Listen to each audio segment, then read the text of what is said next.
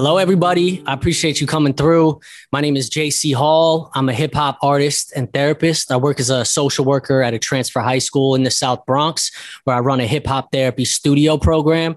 And before diving into the experiential, I just want to give like a basic breakdown of what hip hop therapy even is. So I'm going to share screen. And here we go. Yeah, so I think in a lot of people's minds, you hear the two terms, right? Whether you're in the hip hop community or the therapeutic community, it seems like, what in the world do these two things have in common? It seems very awkward and counterintuitive at first. But when you look even at these pictures, right, and you think about the expression that's occurring and within the cipher, the group, there's something very similar occurring, right? So,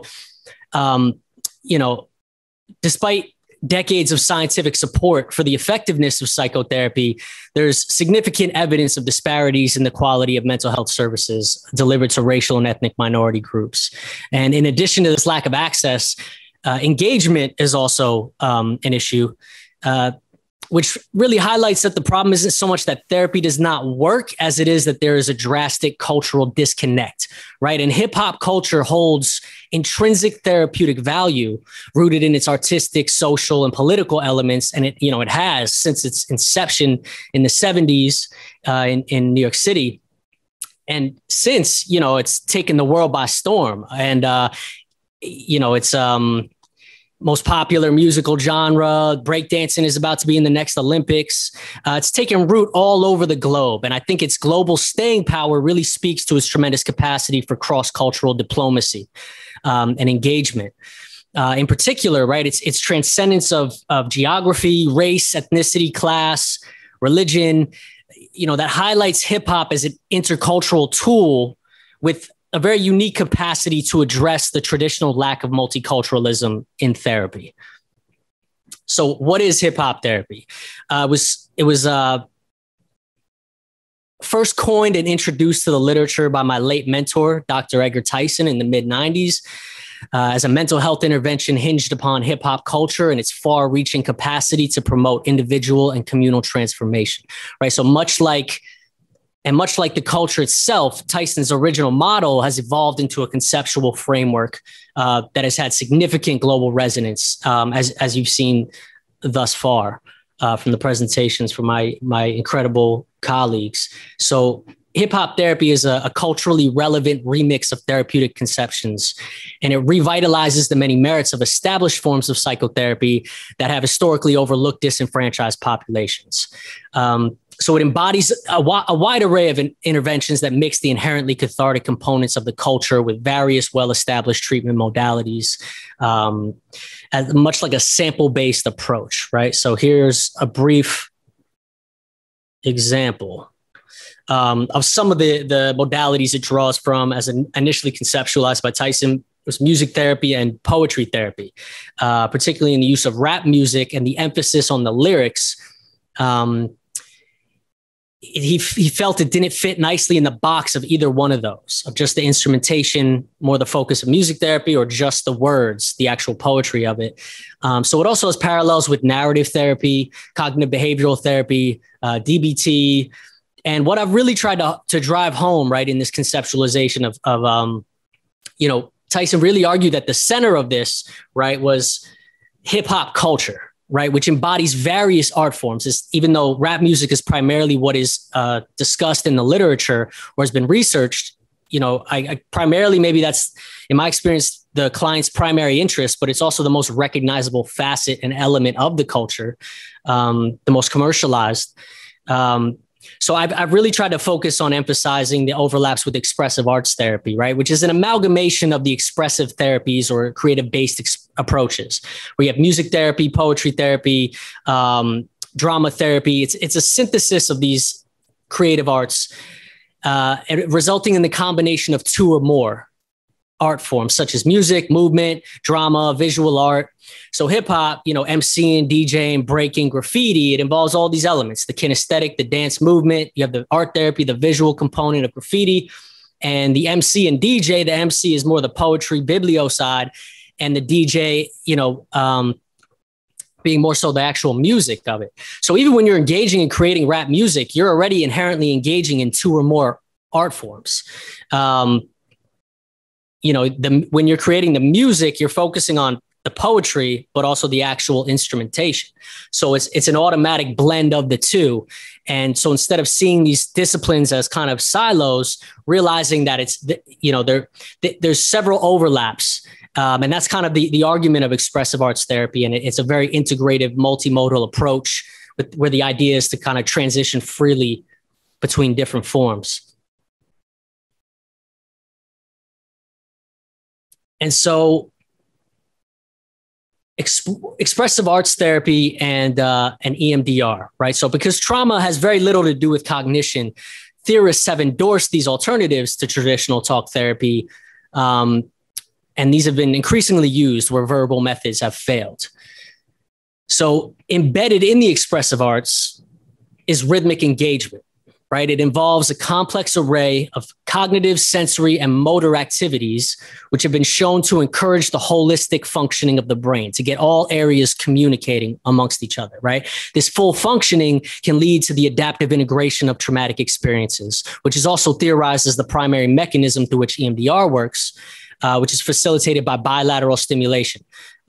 Focusing more so on the hemispheric lateralization of the brain, the left-right, which I'll focus a little more on next week. This week, I want to speak a little bit more about top-down. So, Rhythmic Mind touched upon this the other week, and they speak on it very eloquently about the power of rhythm. And so the expressive arts embody what Bruce Perry refers to as patterned, repetitive, rhythmic activity, right? Which he emphasizes is a crucial tool for regulating the nervous system. And he actually refers to EMDR and bilateral stimulation as variations of this patterned, repetitive, rhythmic activity.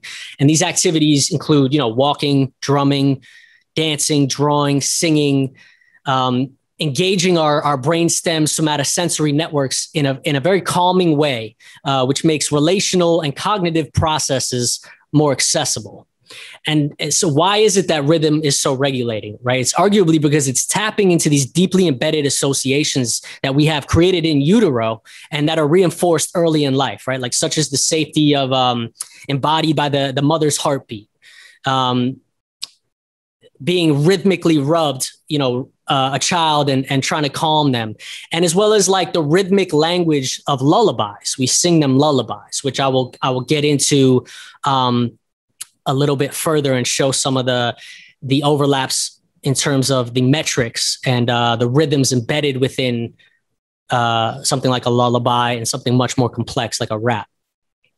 So yeah, as you can see, Perry's 3 R's, right? Regulate, relate, reason. It correlates with the triune model of the brain, the reptilian, mammalian, human.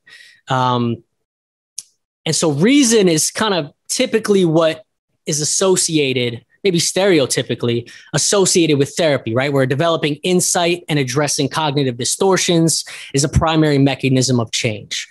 But, it's interesting that relate is actually where we as therapists are generally making the most impact, right? That's according to 6 decades worth of meta-analyses and umbrella reviews across all psychotherapeutic modalities. The alliance, the relationship is indicated as a primary predictor of therapeutic success.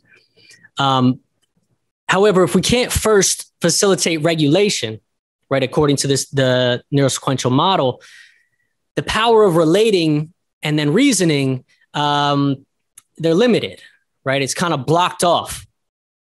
And so a lot of the beauty of this work and the power of rhythm and how much hip hop and all of its cultural elements are embedded in that, it speaks to that ability to first meet on that level, right? First meet someone on their cultural turf, right? In a culturally relevant manner, but then also meeting them neurobiologically, neurophysiologically on the regulate before you're even starting to try to build up. Right. And it kind of goes in alignment with Judith Herman's conceptualization of trauma and recovery, or 3 stages, in terms of the first one being establishing safety. And hip hop can really help do that in a not even necessarily in a transparent way. It's what we're arguing is that it's naturally occurring under the surface. That's what makes it such a incredibly inherently cathartic and healing art form. And so I just want to show you some stills quick from an upcoming short documentary that was right before the pandemic hit, covering the operations and a bit within the studio, right? So it kind of shows the regulate, relate, reason. These are a couple stills from it that I think show it. On the bottom, you have kid bopping out, banging on the beat pad that Dr. Elliot Gann helped facilitate, get us donated equipment. He's come and helped really expand that part of the beat making part of my program, and yeah, forever indebted for that. And then you have the young lady on the right bopping out, writing, and then relate. You can see we're kind of all just vibing. And then the reason is a lot more of this, the dialogue, the sitting, what you might traditionally see as individual or group therapy. So yeah, I just really love those stills, and yeah, just seeing those kids always puts a smile on my face. So what in the world does this have to do with rap, right? What is rap, right? Rhythm and poetry. It's an acronym for RAP, rhythm and poetry. It's a highly structured form of rhyming poetry, right? It's not just spoken word or free verse. It's very contextualized. And what poetry does is it highlights the inherent musicality of language, right? It's a form of literature that uses aesthetic and rhythmic qualities of language to evoke meanings in addition to or in place of literal interpretations. Right. So while a language art like poetry might appear to exclusively activate verbal regions of the brain, and then the music, the nonverbal regions, there's a very interesting overlap between the two that is further enhanced in the realm of rap through its dependence upon both the words and the music. And also, the process of songwriting and, writing raps, it accesses the verbal parts involving the words and language, and then the nonverbal through the rhythm, the music, and the movement, right? So when you're writing lyrics, inherently involved is a kinesthetic response. You're nodding, you're bopping, you're tapping your feet, right? And movement itself is also embedded within the rhythm of the words, which is established by a string of stressed and unstressed syllables, which we will be getting into a bit of a breakdown in the exercise.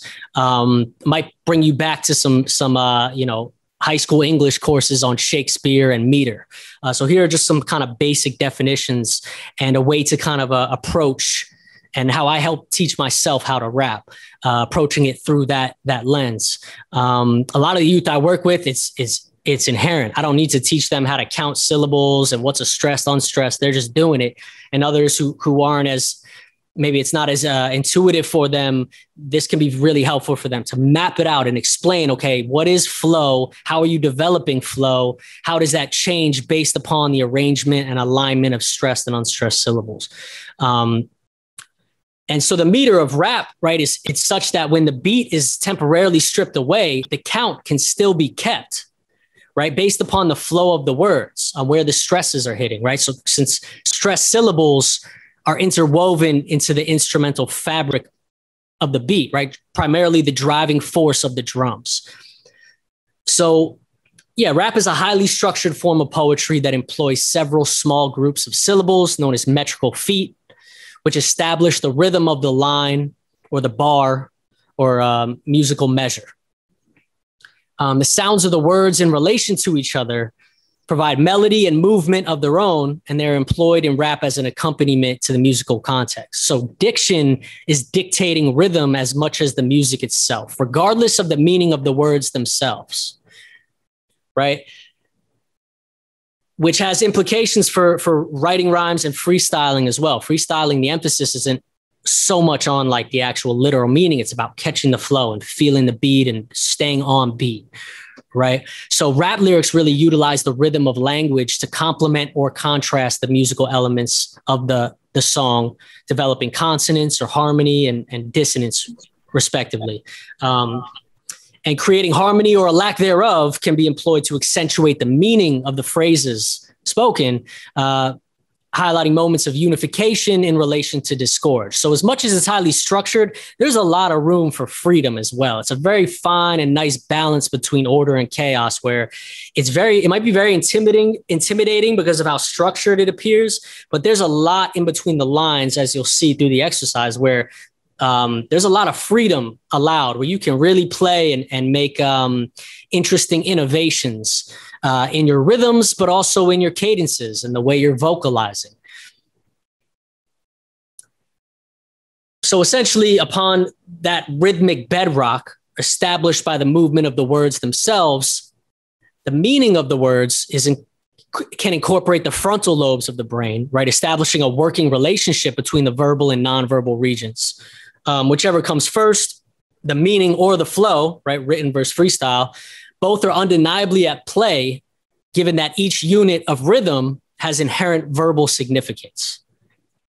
So, although poetry may seem to rely solely on verbal information processing, the careful attention to accentual alignment within the instrumentation further establishes the nonverbal connection and situates what may appear to be solely a cognitive undertaking within sensory procedures, right? Kind of combining from a top down, something more cognitive, or even from a left right, which again, I'll explore more next week. So I want to get right into the exercise. And I want to really encourage you all to have some fun with this. Basically what I'm going to do, I'm going to play a basic drum beat, right? Basic funk beat. And so to get you involved in this intermodal way, it's going to just be very bare bones. Initially might sound very awkward. We're going to do some lullabies, and then we're going to slowly move up to more complex rhythms and rap as it has evolved over the decades. And so I really just want you to have fun with it, right? I want you to verbalize out loud. And unfortunately, I can't hear you, but you'll be able to hear me. So feel free to just yell amongst yourselves wherever you're at. What Elliot does when he comes through to the studio to work with the kids, he does a stomp and a clap, right? So stomp on the kick, clap on the clap or the snare, two different drum sounds, right? The basic backbone of your hip hop beat, right? I'm in an apartment building, so I don't want to get yelled at. So what I usually do, I'll tap left, right, get some of that bilateral going, right? Either on my legs or on the desk in front of me, wherever you're at, or right, left, whatever you want to start with, but kick, clap. And I also really want to encourage and emphasize nodding your head, right? Part of how I teach youth how to count bars is just counting to 4, right? When you get to 4, that's the end of a bar or a musical measure. Right? When someone says, I'm going to spit a 16, that means they have 16 of these in front of you, 16 bars. So it's just going to keep looping, and I'm just going to get you engaged, and I want you to verbalize. Some of the panelists, if the timing isn't too off, if you want to chime in and go as well, we could do that. I know there's always kind of that small delay, but yeah, let's get into it. So let me pull up the beat. Okay.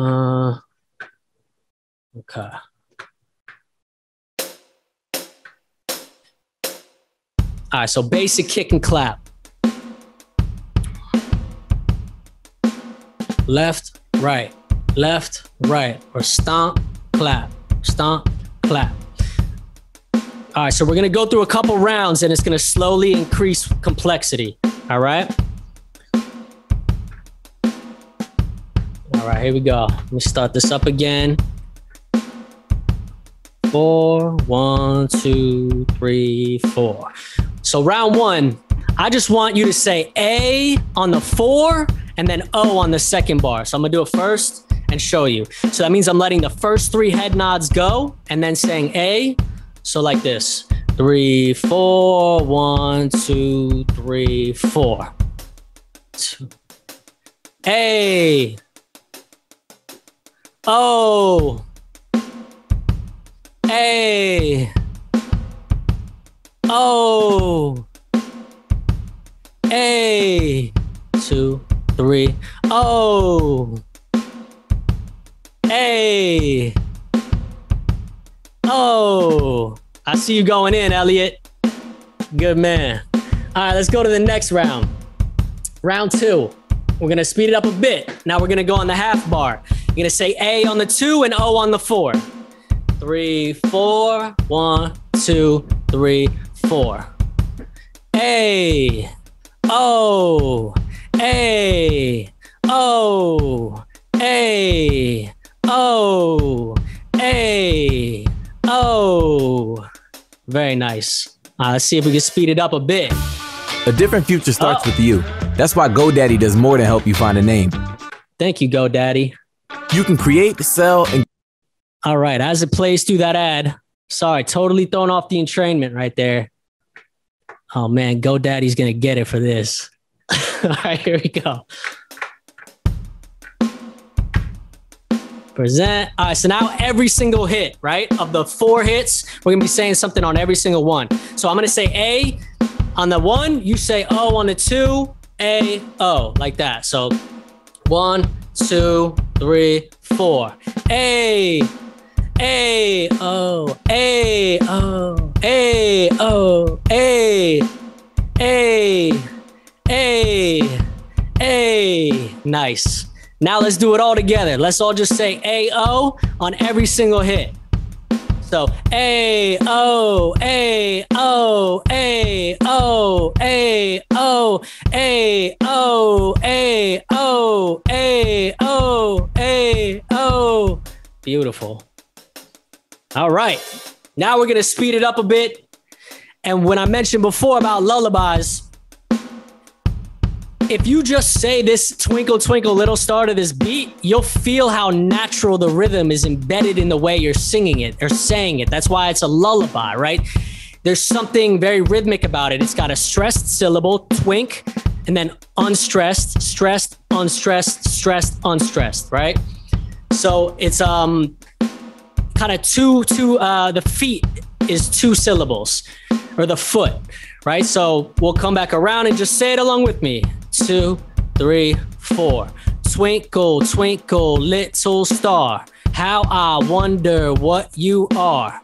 Up above the world so high, like a diamond in the sky. Twinkle, twinkle, little star, how I wonder what you are. So you see, even when the drums were stripped away, it's still twinkle, twinkle, little star. In that last 2 bars still was dead on point because the rhythm is built within the writing and the words itself. So part of how I kind of help catch it as well, just through the stressed, bolded syllables, you know, where you're just doing like, all right, 1, 2, 3, 4. Twink, twink, lit star, how, one, what are. Up, above, world, high, like, die, in, sky, right? So basically what's occurring in rap music, it's utilizing similar metrical structures, but instead of it being kind of so bouncy ballish where there's only 1 unstressed syllable in between the 2 stressed syllables, the rhythmic complexity starts to build out, where now they're filling it out with like 2 to 3 unstressed syllables before you coming back to hit it on the kick or the clap, right? So like another lullaby, you got Hush Little Baby. That's got 2 unstressed syllables. Before we had 1, now we got 2. So a little more complex, right? So hush little baby, don't say a word. Mama's gonna buy you a mockingbird. And if that mockingbird don't sing, mama's gonna buy you a diamond ring. And if that diamond ring turn brass, mama's gonna buy you a looking glass.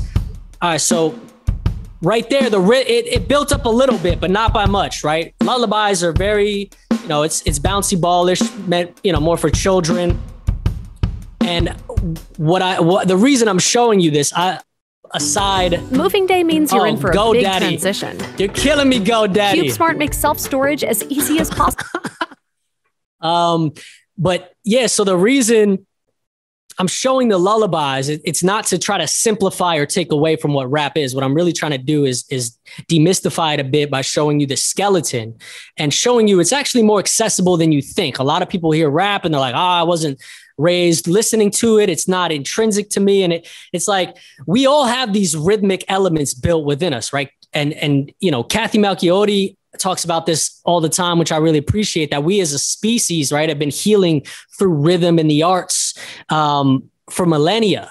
You know what I'm saying? So this is something built within all of us. Hip hop therapy just happens to be a very culturally specific form of the expressive arts. But this isn't, I really want to show you this so you don't feel intimidated, as awkward as it is to rap lullabies. So now let's move on to early rap. All right, so Sugar Hill Gang. Some of you gonna know this. Rapper's Delight, right? 2, 3, 4. I said a hip hop, the hippie to the hip hopper. You don't stop the rocket to the bang bang boogie. Say up jump the boogie to the rhythm of the boogie the beat. Now what you hear is not a test. I'm rapping to the beat. And me, the groove, and my friends are gonna try to move your feet. Nice. So yeah, when it says break, that's my way of saying like take a breath, like don't say anything on that. So this is early rap, 79, right? It was much more similar to a lullaby than the next couple things we're gonna go through, or really just the next one. A lot more similar, like kind of more basic, sing-songy, bouncy ballish, kind of like not very hard, not too much rhythmic complexity in between each drum hit, right? So let's go to now 94, right? We got Biggie Juicy, which classic, one of my top 5. So here we go. It was all a dream. I used to read Word Up magazine. Salt and Pepper and Heavy D up in the limousine, hanging pictures on my wall. Every Saturday, Rap Attack, Mr. Magic Marley Marl. I let my tape rock till my tape pop. Smoking weed and bamboo, sipping on private stock. Way back when I had the red and black lumberjack with the hat to match. Remember rapping Duke? The ha, you never thought that hip hop would take it this far. Now I'm in the limelight cause I rhyme tight. So hopefully you guys were following along with that. But if you notice, the words that he's aligning with the drum kick are the most important words, really. And that's how I help kind of decide, right? Dream, if it was all a dream, dream kind of goes on it. Saturday. And what you're going to notice, you see all these different extra syllables in between each of these, right? And heavy D. So that Peppa and heavy D, that's 1, 2, 3, 4 unstressed syllables before he gets to the next stressed one, the next kick, right? So that's a far cry from twinkle, twinkle. You know what I mean? Let me do it one more time, just so. It was all a dream. I used to read Word Up magazine. Salt and Pepper and Heavy D up in the limousine, hanging pictures on my wall. Every Saturday, Rap Attack, Mr. Magic Marley Marl. I let my tape rock till my tape pop. Smoking weed and bamboo, sipping on private stock. Way back when I had the red and black lumberjack with the hat to match. Remember rapping Duke? The ha, you never thought that hip hop would take it this far. So it's much more rhythmically complex. There's breaks at parts where you're like, oh wait, there should be a syllable there. And also notice now we're not just rhyming on the ends, right? We're not just rhyming on the ends. Now there's much more complex rhythms have it. Like in this line alone, back, had, black, jack, match, right? So now he's rhyming on almost every single head nod, almost every single beat, not just on the 4. He's rhyming on the 2, 3, the 4, the 1, the 3, back to the 1. You know what I mean? So that's essentially, let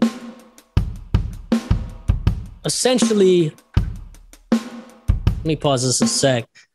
Yeah, so essentially, right, what Biggie's doing and what rappers are doing, and it's gotten, once you start getting into to even a Kendrick Lamar, right, as the decades have passed, rappers are really poets innovating metrics, right? Poetry used to be the language of the day, used to be super popular. It was the people's art form. Like Shakespeare, he was really, language can be very political. Shakespeare was despised by the elites. He wasn't, they thought he was really crass and was talking about things that were inappropriate. And, so rappers really are modern day Shakespeare's, but poetry, as it went more free verse, it strayed a bit from the importance of rhyme and meter. And rap has really picked up that mantle and really pushed that forward and really centering, not just staying there, but making tremendous innovations in the rhythmic complexity of the poetry and the rhyming itself. And rhythm and rhyme, those are the two things I really want to emphasize. And both of those have a way of helping regulate either in a self-regulatory capacity, but also co-regulation with groups, right? Which is what we just did right now, right? Like entrainment and synchrony, all getting kind of in tune, bopping on the beat, right? So I want to show you one other quick trick. The beautiful thing about when you're writing in this structure, I just was playing an 80 BPM drum track, right? So that's 80 beats per minute. So now I'm going to just do the same exact thing at 90 BPM, right? So it's slightly faster, not even very slightly, it's 10 BPM faster. You're going to hear it, but I'm going to wrap this to it, right? So what's really useful for me when working with youth with this kind of outline and this grid structure is sometimes the youth will be like, I'm over this beat by the time they're done writing. They're like, it's not encapsulating the emotion anymore. I want to do something else.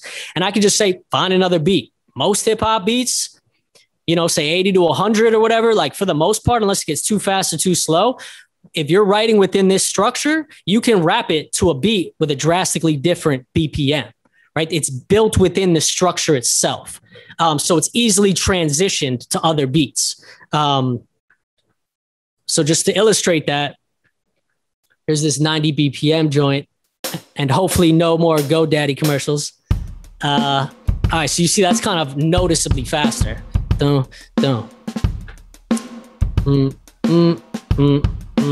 Three was all a dream. I used to read Word Up magazine, Salt and Pepper and Heavy D up in the limousine, hanging pictures on my wall. Every Saturday, Rap Attack, Mr. Magic Molly Mall.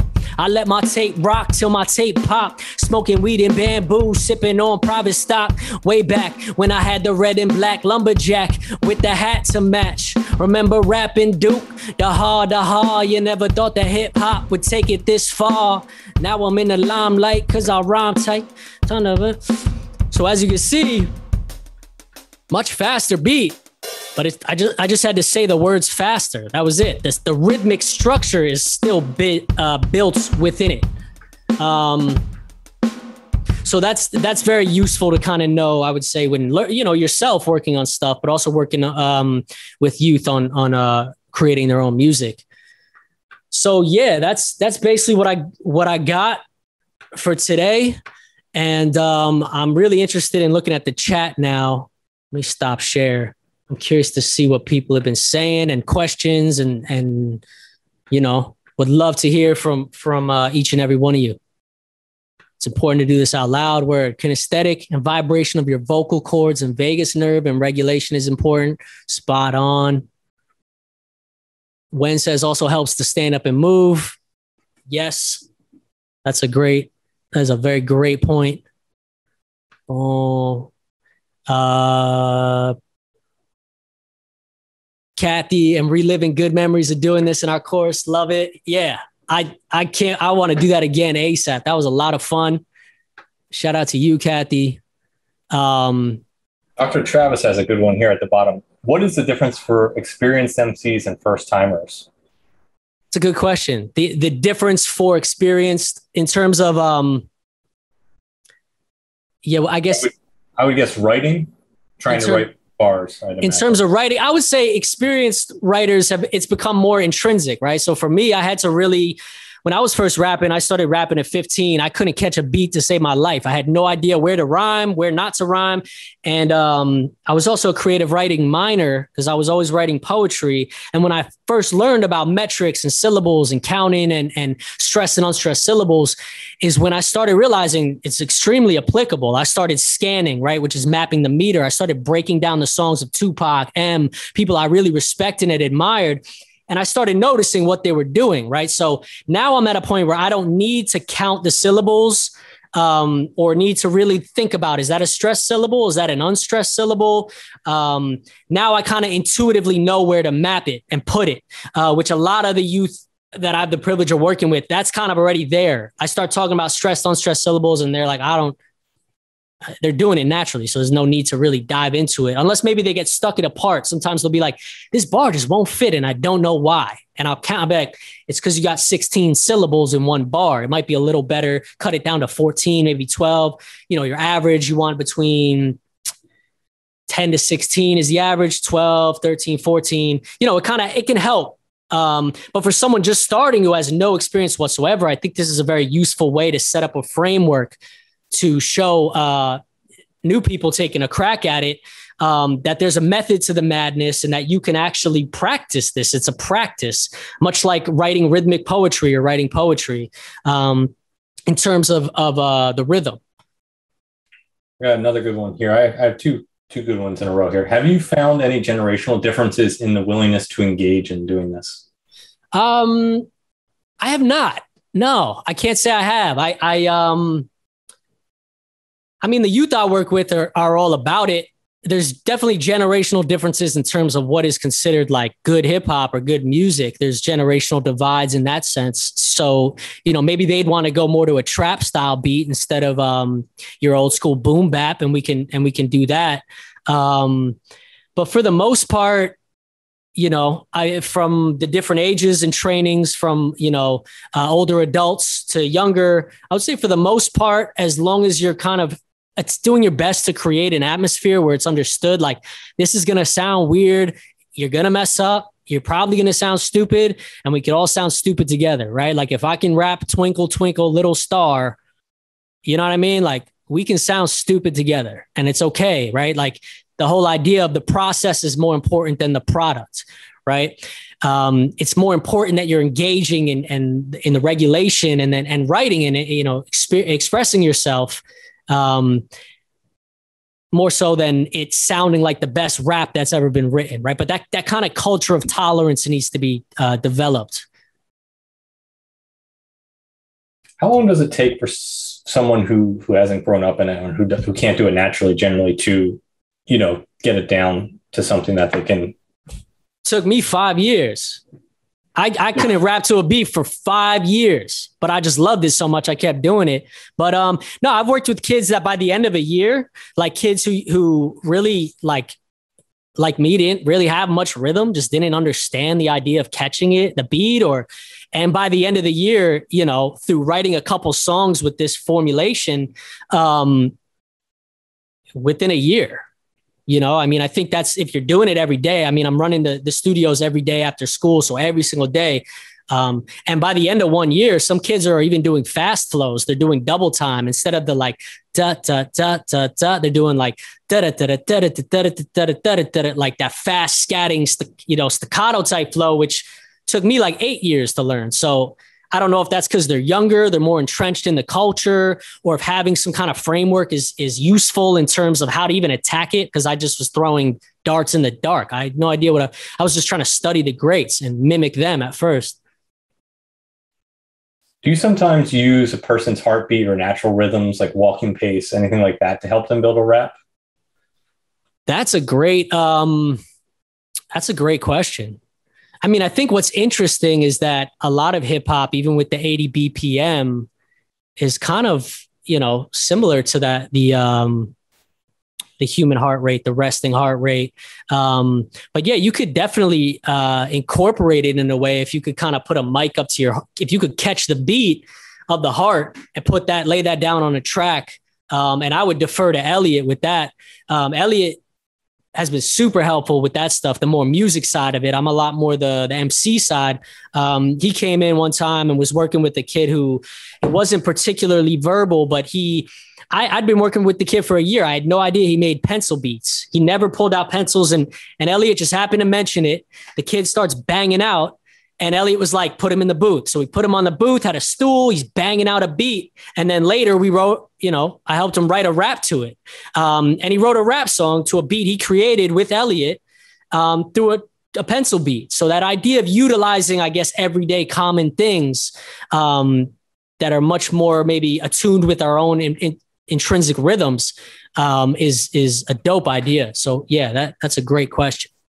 and I went way over time as is. I hope that was useful. I rushed through a lot, and thankfully it's recorded and you guys can watch back if it's, hopefully because I ran through a lot, and rapping is not like, it's not easy. Like I said, it took me years. So I was trying to make it as introductory as possible. And I hope it was useful and not intimidating, right? Because the whole goal of this isn't to intimidate or scare off. It's really just to show like there's commonalities cross-culturally, whether it's the griots of Western Africa or the bards of the Celtic tradition.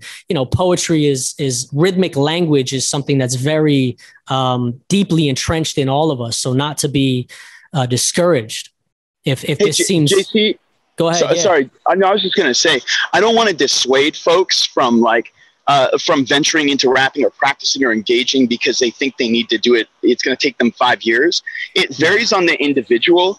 And you can look at both our biological predisposition, right? Our biology versus our environment, right? And if you've grown up in a rhythmic environment, whether you're aware of it or not, coming from a musical family or a culture or a religion that values rhythm, and that's entrenched in your biology and in your soma and your body, then it might be a lot easier. And if you're an orator, right? Or if you write poetry, or if you are an orator or a presenter, you're probably speaking rhythmic anyway, because JC, you often point out that we speak in iambic pentameter, right? Mm-hmm.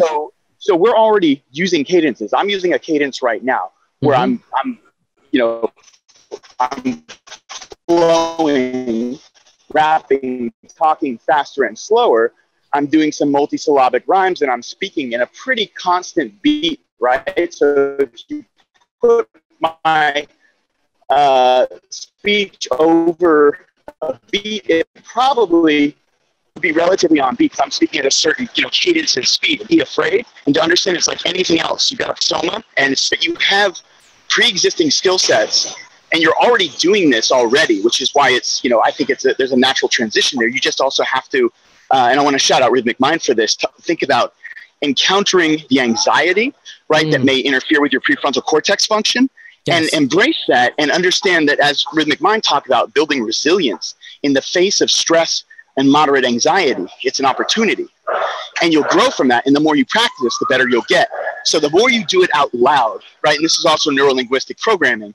The more you say stuff, the more you do it, the easier it's going to get. So you could actually make a lot of progress in the span of a couple of days or a week.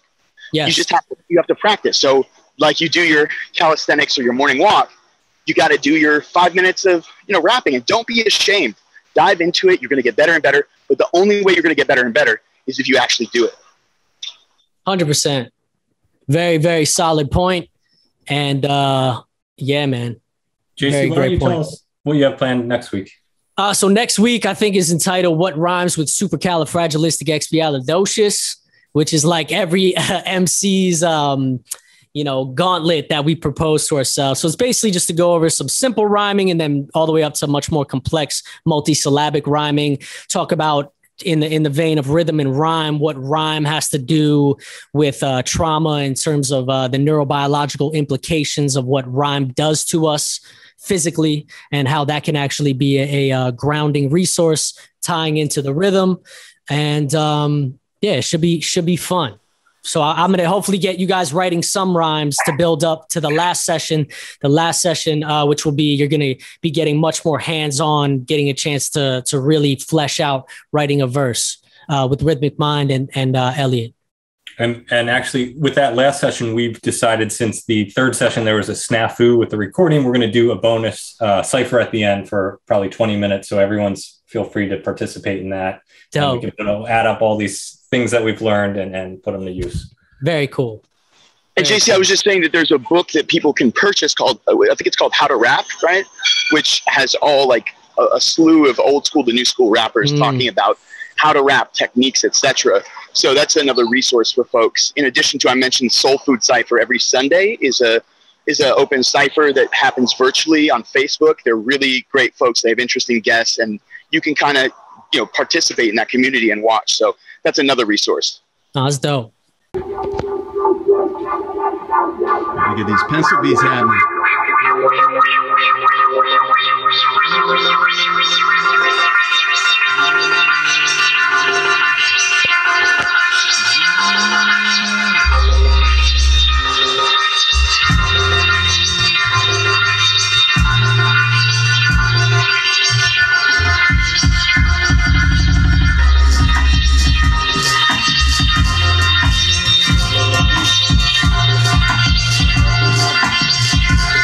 what you're gonna lay over it.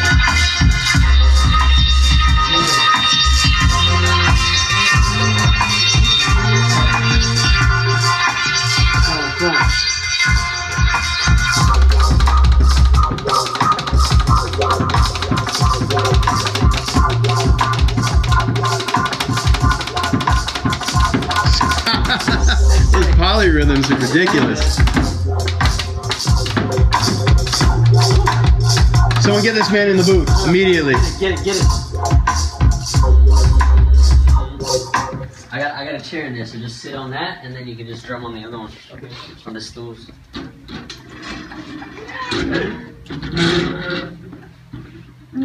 All right. Let me know when you're ready, young sire. Yeah. It should just pick it up. I got it facing down, right? Yeah. I bet.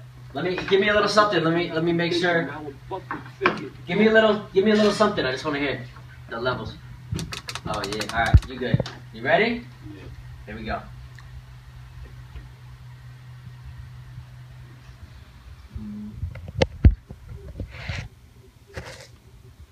Purple chicken.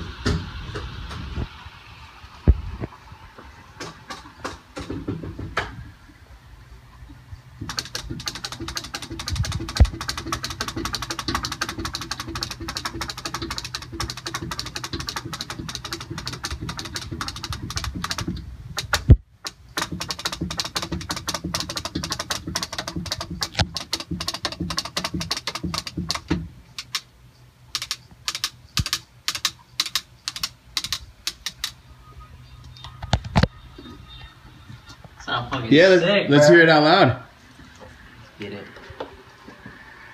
I'm gonna start you by here. I don't know what I was doing. Oh, you were doing awesome is what you were doing.